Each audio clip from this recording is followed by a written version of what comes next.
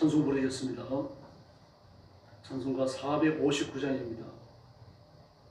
찬송가 459장 부르겠습니다.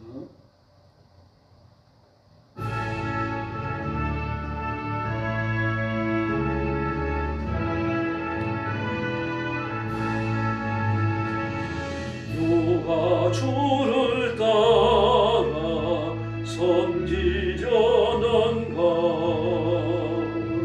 누가 죄를 떠나 저만 따를까, 누가 주를 섬겨 나를 거할까, 길을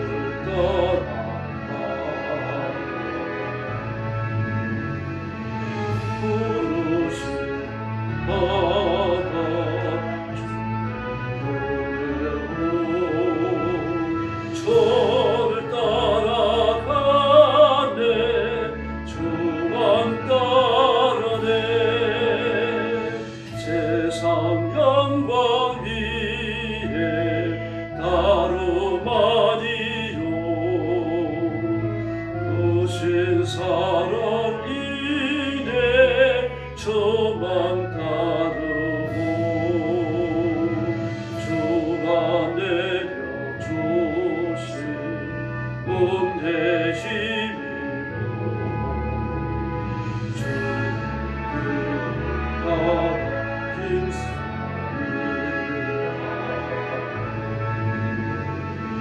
버릇이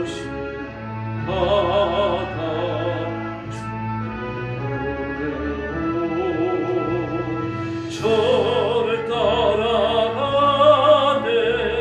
주만 따르네. 환난 핍박 많고 원수 강하나 주의 용사 타고 힘이 강하니 누가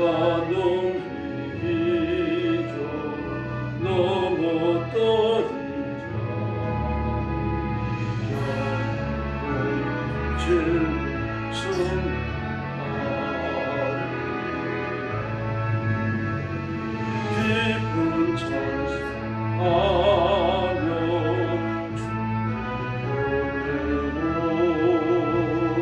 주를 따라가네 주만 따르네. 할렐루야. 461장 부르겠습니다. 461절입니다.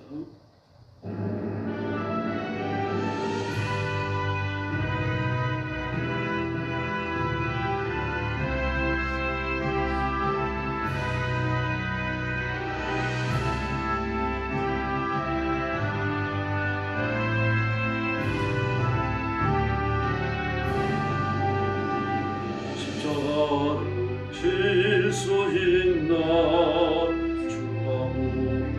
오실 때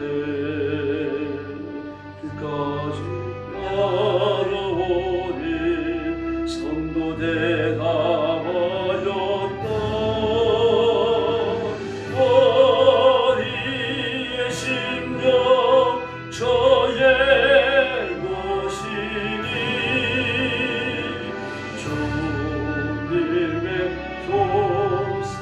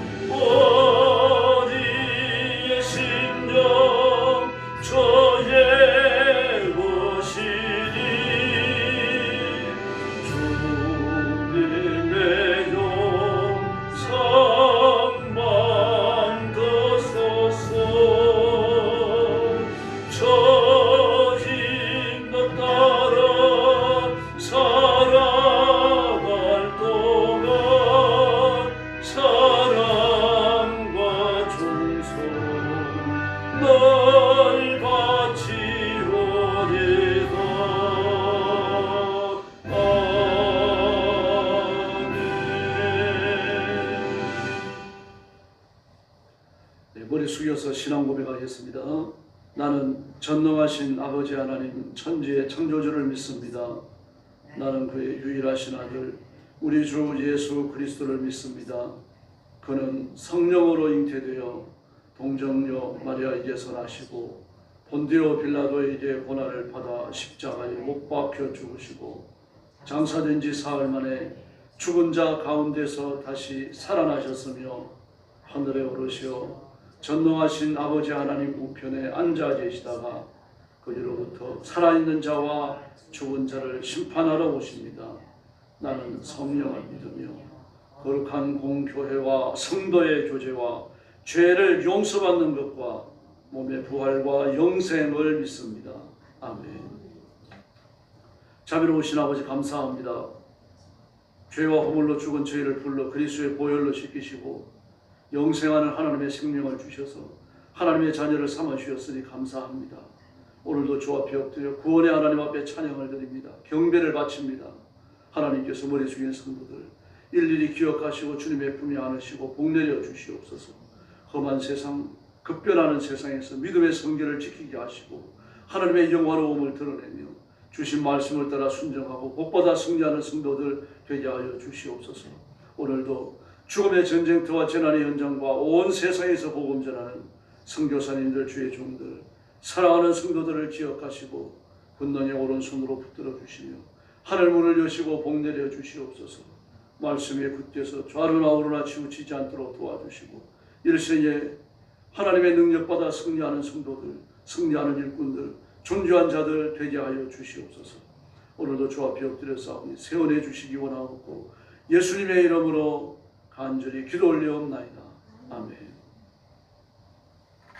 하나님 말씀 봉독하겠습니다. 스가랴 8장입니다. 구약성경 스가랴 8장 1절 말씀부터 제가 먼저 봅니다. 만군의 여호와의 말씀이 임하여 이르시되 만군의 여호와가 이같이 말하노라. 내가 시온을 위하여 크게 질투하며 그를 위하여 크게 분노함으로 질투하노라. 여호와가 이같이 말하노라. 내가 시온에 돌아와 예루살렘 가운데 거하리니 예루살렘은 진리의 성읍이라 일컫겠고 만군의 여호와의 산은 성산이라 일컫게 되리라. 만군의 여호와가 이같이 말하노라. 예루살렘 거리에는 늙은 남자와 늙은 여자들이 다시 앉을 것이라.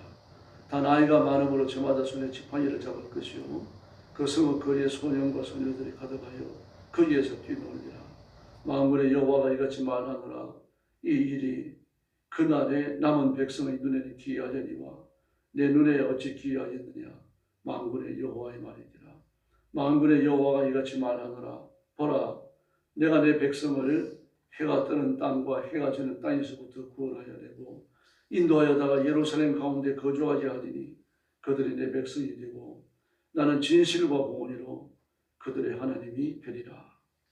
만군의 여호와가 이같이 말하노라. 만군의 여호와의 집 곧 성전을 건축하려고 그 지대를 쌓던 날에 있었던 선지자들의 입의 말을 이날에 듣는 너희는 손을 견고히 할지어다. 이날에 전에는 사람도 삭슬 얻지 못하였고 짐승도 삭슬 받지 못하였으며 사람이 원수로 말미암아 평안히 출입하지 못하였으나 내가 모든 사람을 서로 풀어주게 하였느니라. 만군의 여호와의 말씀이니라. 이제는 내가 이 남은 백성을 대하기로 옛날과 같이 아니할 것인즉 곧 평강의 씨앗을 얻을 것이라. 포도나무가 열매를 맺으며 땅이 신물을 내며 하늘은 이슬을 내리니 내가 이 남은 백성으로 이 모든 것을 누리게 하리라. 유다 족수가 이스라엘 족수가 너희가 이방인 가운데서 저주가 되었었으나 이제는 내가 너희를 구원하여 너희가 복이 되게 하리니 두려워하지 말지니라. 손을 견고히 할지니라. 만군의 여호와가 이같이 말하노라. 너희 조상들이 나를 경노하게 하였을 때에 내가 그들에게 재앙을 내리기로 뜻하고 뉘우치지 아니하였으나 이제 내가 다시 예루살렘과 유다 족속에게 은혜를 베풀기로 뜻하였나니 너희는 두려워하지 말지니라. 너희가 행할 일은 이러하니라. 너희는 이웃과 더불어 진리를 말하며 너희 성문에서 진실하고 화평한 재판을 베풀고 마음에 서로 해하기를 도모하지 말며 거짓 맹세를 좋아하지 말라. 이 모든 것은 내가 미워하는 것이라. 여호와의 말이니라. 만군의 여호와의 말씀이 내게 임하여 이르시되 만군의 여호와가 이같이 말하노라. 넷째 달의 금식과 다섯째 달의 금식과 일곱째 달의 금식과 열째 달의 금식이 변하여 유다 족속에게 기쁨과 즐거움과 희락의 절기들이 되리니 오직 너희는 진리와 화평을 사랑할지니라. 만군의 여호와가 이같이 말하노라. 다시 여러 백성과 많은 성읍의 주민이 올 것이라. 이 성읍 주민이 저 성읍에 가서 이르기를 우리가 속히 가서 만군의 여호와를 찾고 여호와께 은혜를 구하자 하면 나도 가겠노라 하겠으며 많은 백성과 강대한 나라들이 예루살렘으로 와서 만군의 여호와를 찾고 여호와께 은혜를 구하리라. 23절 같이 봅니다. 만군의 여호와가 이같이 말하노라. 그날에는 말이 다른 이방 백성 10명이 유다 사람 하나의 옷자락을 잡을 것이라. 곧 잡고 말하기를 하나님이 너희와 함께 하심을 들었나니 우리가 너희와 함께 가자 하노라 하리라 하시니라. 아멘. 유다의 회복에 관해서 말씀하십니다. 성전 재건이 끝나고 하나님께서 그 성전 재건을 마친, 성전의 중건을 마친 이스라엘 백성들에게 복을 베푸십니다. 이제 베푸시는 복은 유다인의 국가적 회복입니다. 이삭이 하나님 앞에 복을 받아서 그 말년에 이르기까지 그렇게 큰 굴곡이 없는 삶을 살았죠. 가뭄을 피해가지고 애굽으로 내려가려고 하다가 블레셋에 붙들리기도 했습니다만, 그러나 하나님의 자비를 입어가지고 오히려 많은 농사를 짓고 블레셋 왕 아비멜렉이 그 친구와 군대 장관을 거느리고 와서 불가침 조약을 맺자고 먼저 청하는 그런 일들도 벌어집니다. 아들 야곱 때문에 좀 고난을 겪기는 합니다만 또 불순종하는 예수가 있기도 했어요. 그러나 그 일생은 전체적으로 보면 좀 편안한 편이었습니다. 근데 이스라엘 역사는 이삭과 같지 않았죠. 야곱과 같다고 볼 수 있습니다. 그래서 하나님께서 이스라엘을 야곱이라고 부르십니다. 예수리라 나의 종 야곱아, 그렇게 말씀하십니다. 그래서 야곱의 생애를 보면은 그 한 70몇 살에 이르기까지는 아버지 그 나라에 있으면서 별 문제 없이 지냅니다. 그러나 이제 70이 넘은 나이에 형 에서를 속이고 아버지도 속이고 장자의 복을 취하기 위해 가지고 그 일을 꾸미죠. 꺼머니와 더불어서. 그 나이 계산을 해보면 70이 넘었으니까 이미 인생의 그 노년에 접어드는 그런 나이잖아요. 물론 그가 135세에 죽는 걸 보면은 그래서 뭐 중년이라고 볼 수 있겠습니다만, 그래서 인생이 꺾이는 나이 아닙니까? 그 나이에 이럴 때까지 많은 경험이 있었고 뭐 많은 일들을 겪었을 터인데 뼈머리에 지도를 받아가면서 형을 속이고 아버지를 속이고 그때부터 야곱의 인생이 굴곡이 펼쳐집니다. 그러므로 고난과 환난이라고 하는 것은 욕심 때문에 옵니다. 탐심과 욕심. 하나님께서 야곱과 에서를 낳을 때 큰 자가 어린 자를 섬긴다라고 말씀하셨어요. 그러므로 그렇게 거짓말을 하고 아버지를 속이고 형을 속이고 장자의 복을 취하지 아니하더라도 속여서 받지 아니하더라도 그런 장자의 길을 걸어가게 되어 있는 겁니다. 야곱이 아버지로부터 장자의 복을 받았느냐 못 받았느냐에 따라 가지고 야곱의 인생이 바뀌는 게 아닙니다. 그건 하나님의 순서에 불과한 거고 하나님이 이미 그 인생을 정해 놓으셨으니까 하나님이 정해 놓으신 대로 굴러가는 겁니다. 그런데 그는 하나님께 대한 절대적 신뢰를 뒷전에 두는 거죠. 그리고 자기의 경험과 자기의 생각을 앞세우고 나아갑니다.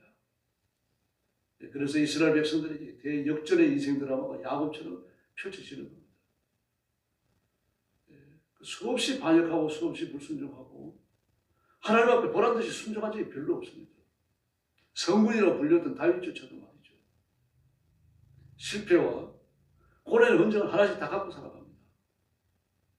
개혁군주라고 불렸던 여호사밧도 히스기야도 그 인생에 실수가 있잖아요. 물론 요시야의 실수는 발견되지 않습니다만 그래도 모기트 전투에 나갔다가 아론이 너보에 화살을 맞아 죽죠. 그래서 어느 누구든지 간에 평탄한 인생을 죽을 때까지 보낸 사람은 사실 없어요. 모세도 굴곡이 많은 인생을 살았죠. 아론도 마찬가지입니다. 그래서 평안하게 살다가 평안하게 복을 받고 평안을 누리다가 평안하게 죽어가지고 천국의 평안도 누리는 그런 사람이 이 땅에는 아주 없습니다. 그러므로 우리는 우리에게 주어진 상황에서 힘을 다해서 하나님 앞에 순종해야 할 줄로 믿습니다. 어느 곳에 있든지 마찬가지입니다.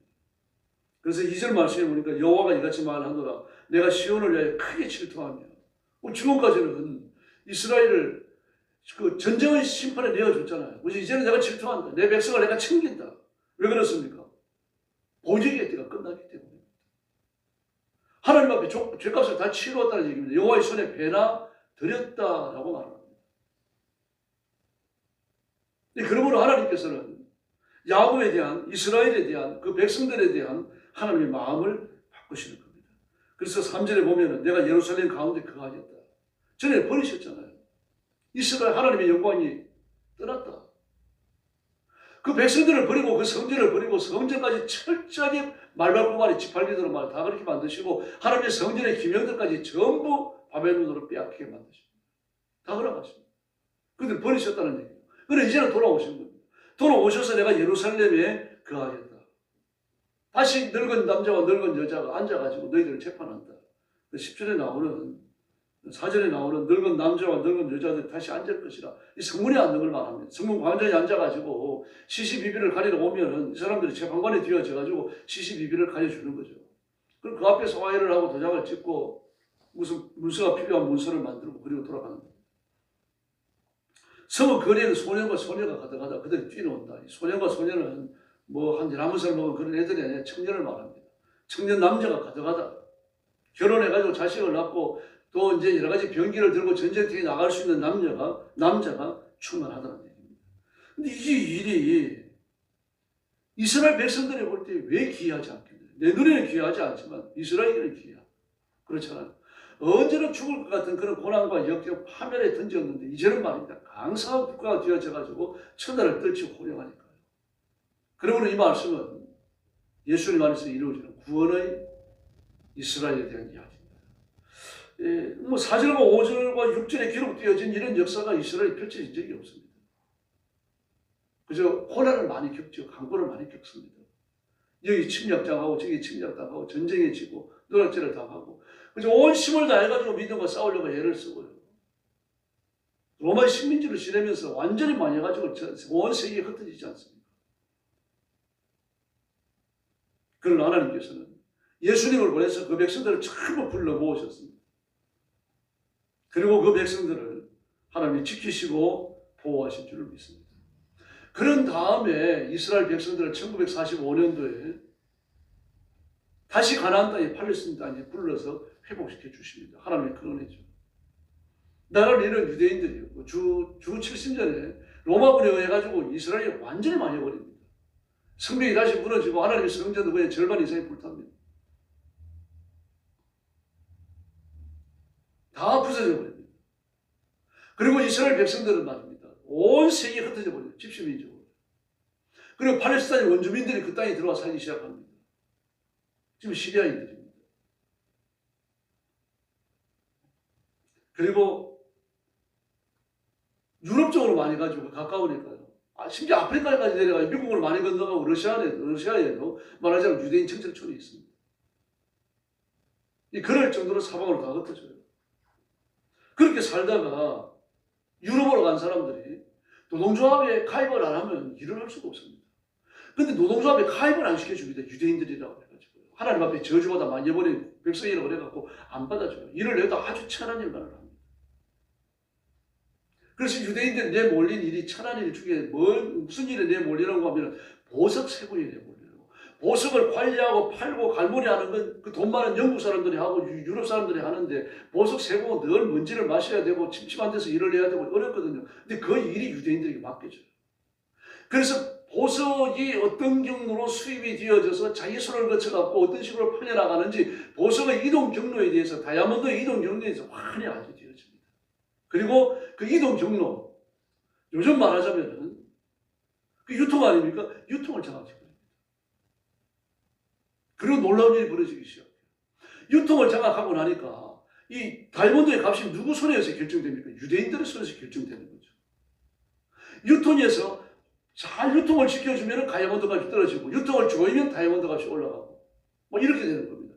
그러면서 유럽의 돈을 유대인들이 쓸어 담게 됩니다. 그렇게 제2차 대전이 팍 터져요. 그래서 그 많은 유대인들이 처칠에게 돈을 줍니다. 처칠에게 돈을 줘가지고 처칠이 유대인의 돈을 가지고서요 2차 대전의 승리를 이끌어요. 영국이 2차 대전을 승리로 이끌 만큼 돈이 그렇게 많지 않았습니다. 유대인들의 돈을 받습니다. 그리고 전쟁이 끝나요. 끝나고 나서 그 유대인 외무장관이 누가 되는 건 벨포라는 사람이 됩니다. 벨포라는 사람이 그때 누구를 만나려고 하면 유대인 중에서 세계중앙은행을 만들었던 로스차일드를 만나요. 친구를 갖는 겁니다. 그 세계에서 돈이 가장 많은 사람이었어요. 그 당시에 로스차일드가. 지금도 세계에서 돈이 가장 많은 사람이 로스차일드죠. 가문의 돈이 얼마인지 잘 몰라요.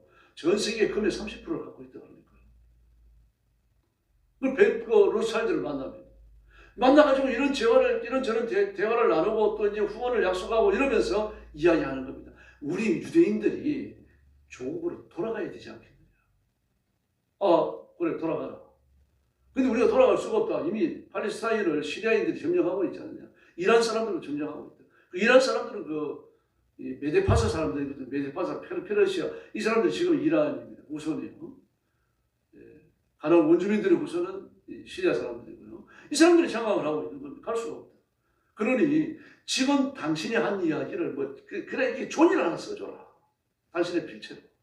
유대인들은 고국으로 돌아가라. 한마디만 써줘라. 그래가지고 팔레스타인이 그 벨포 장관이 식사 시간에 돈을 식사를 대접받고 또 후원을 약속하고 그런 자리에서 그 써달라 그러니까 장난삼아 써주는 겁니다. 그런데 로차일드 그걸 소중하게 보호하는 거예요. 그리고 그날 저녁에 영국의 외무장관 벨포가 유대인들을 고국으로 돌아가라고 명령했다. 유대인들을 고국으로 돌아가라. 신문에 터뜨려버립니다. 라디오에 내보내버려요. 그러니까 벨포가 큰일 나버린 겁니다. 그래 식사하는 자리에서 한 말인데 그게 말입니다. 신문을 통해가지고 라디오를 통해가지고 온 세상에 전파가 돼버리니까요. 그래가지고 할 수 없이 그 이튿날 발표하는 것이 벨포 선언입니다. 유대인뿐만 아니라 사로잡혀가서 살고 있는 모든 외국인들은 고국으로 돌아갈 자유가 있다. 이게 벨포 선언입니다. 이 벨포 선언의 덕을 누가 보는 건 유대인들이 가장 많이 보죠? 우리도 봐요. 우리도 그 선언의 덕을 봅니다. 그래가지고 우리가 나만을 견고히 지켜낼 수 있는 그 중요한 근거를 마련하게 되는 겁니다. 그러면서 유대인들이 몰려들고요. 그 벨포 선언을 통해가지고 그리고 유대인들이 팔레스타인 땅이 되고 지금의 이스라엘을 만드는 겁니다. 신비롭죠. 하나님의 뜻은 우리가 알지 못합니다. 그러므로 많이 했다 그래서 망한 게 아닙니다. 하나님이 다시 일으켜주시면 세임을 얻는 겁니다. 이 개인이나 국가나 마찬가지입니다. 지금 우리나라도 마찬가지잖아요. 윤석열 대통령을 탄핵하려고 온갖 노력을 다 하죠. 지금요, 헌법재판소 내에요. 그 재판관 아닙니까? 재판관 중에 중국 사람이 있어요. 하나가 아니라 여럿 있는 걸로 알려지고 있습니다.